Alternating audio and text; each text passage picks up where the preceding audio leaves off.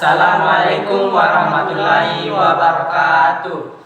Perkenalkan, nama saya Ahmad Rizky. Perkenalkan, nama saya Muhammad Alauddin. Perkenalkan, nama saya Muhammad Faiz.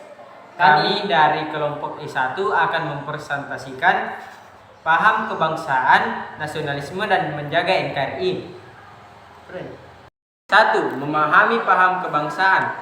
Paham kebangsaan pada dasarnya berakar dari asas kedaulatan yang berada di tangan rakyat, sehingga paham kebangsaan merupakan suatu bentuk paham demokrasi yang mempunyai cita-cita keadilan sosial, di mana memiliki sumber rasa keadilan dan juga menghendaki suatu kesejahteraan bagi seluruh rakyat.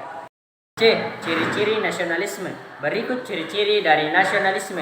1. Nasionalisme memiliki tujuan yaitu untuk kemerdekaan dan juga mendirikan suatu negara di mana kekuasaan yang paling tinggi ada di tangan rakyat. 2. Perjuangan dilakukan tanpa imbalan dan memiliki sifat nasional. 3. Nasionalisme pada dasarnya harus lebih mengutarakan pikiran. Dengan demikian, pendidikan memiliki peranan yang penting dalam mencerdaskan kehidupan bangsa dan negaranya. 4. Adanya sikap persatuan dari kesatuan bangsa. 5. Adanya suatu bentuk organisasi modern yang bersifat nasional. Selain ciri di atas, ciri nasionalisme juga terdapat dalam sila ketiga Pancasila, yaitu setelah ciri di atas, ciri nasionalisme juga 4. Adanya sikap persatuan dan kesatuan bangsa. 5. Adanya suatu bentuk organisasi modern yang bersifat nasional. Selain ciri di atas, ciri nasionalisme juga terdapat dalam sila ketiga Pancasila, yaitu Persatuan Indonesia. Ciri tersebut yaitu sebagai berikut. 1. Mempunyai rasa cinta pada bangsa dan tanah air Indonesia. 2. Rasa bangga memiliki tanah air dan bangsa Indonesia. 3. Rela berkorban yang ditunjukkan pada kepentingan bangsa dan negara Indonesia. 4. Memosisikan kepentingan bangsa serta negara di atas kepentingan pribadi dan juga golongan. D. Bentuk-bentuk nasionalisme. Berikut bentuk-bentuk nasionalisme. 1. Nasionalisme etnis merupakan suatu bentuk nasionalisme yang berupa semangat kebangsaan yang diartikan di mana negara mempunyai kebesaran politik yang berasal dari etnis atau budaya asal masyarakat individu. 2. Nasionalisme kewarganegaraan. Nasionalisme kewarganegaraan adalah suatu bentuk di mana negara memperoleh suatu kebenaran dalam bidang politik dari adanya pernyataan aktif rakyatnya, kehendak rakyat, atau perwakilan politik. 3. Nasionalisme kenegaraan. Nasionalisme kenegaraan merupakan bentuk nasionalisme di mana rakyat mempunyai suatu perasaan nasionalisme yang kuat. Selain itu juga diberi kekuatan dan mengatasi hak kebebasan dan universal. 4. Nasionalisme romantisme. Nasionalisme romantisme adalah bentuk 4. Nasionalisme romantisme. 4. Nasionalisme romantisme merupakan 4. Nasionalisme romantisme. Nasionalisme romantisme adalah bentuk nasionalisme di mana negara mempunyai suatu kebenaran di politik secara organik, yaitu berupa suatu hasil yang berasal dari rasa atau bangsa berdasarkan pada semangat romantisme.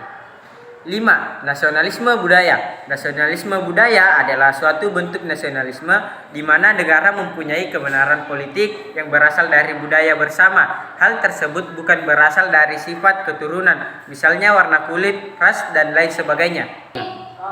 Nasionalisme agama. 6. Nasionalisme agama. Nasionalisme agama adalah nasionalisme di mana negara mempunyai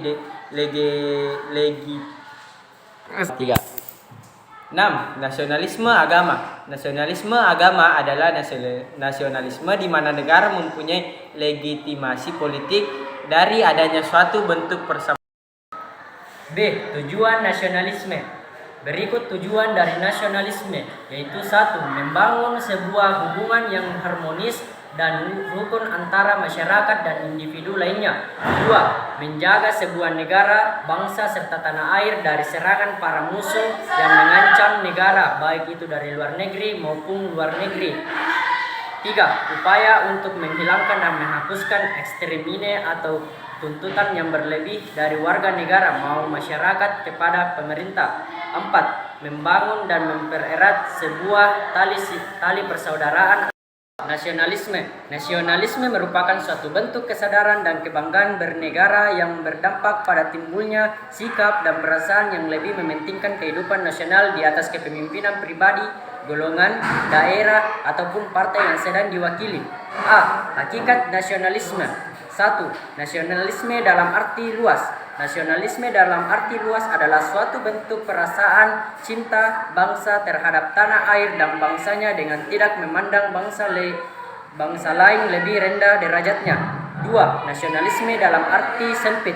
Nasionalisme dalam arti sempit adalah suatu bentuk perasaan cinta bangga terhadap tanah air secara berlebihan dengan cara memandang bangsa lain lebih rendah derajatnya.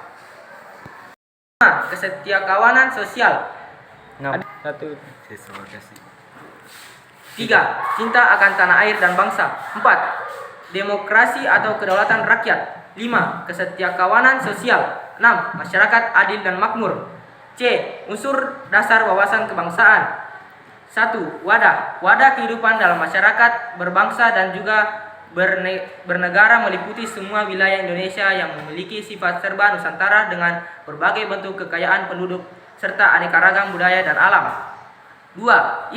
Isi adalah satu bentuk apresiasi bangsa yang berkembang di tengah-tengah masyarakat dan cita-cita serta tujuan nasional.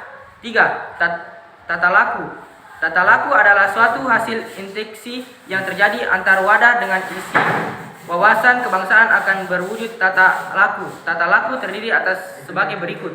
A. Tata laku laharian. Tata laku laharian yaitu tata laku yang tercermin dalam tingkah, perbuatan, dan perilaku dari bangsa Indonesia. B.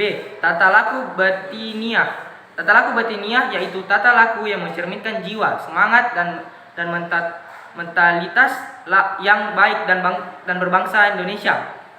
Kedua, tata laku tersebut mampu mencerminkan suatu jati diri atau identitas Tata laku batiniah. Tata laku batiniah yaitu tata laku yang mencerminkan jiwa, semangat, dan mentalitas yang baik dari bangsa Indonesia.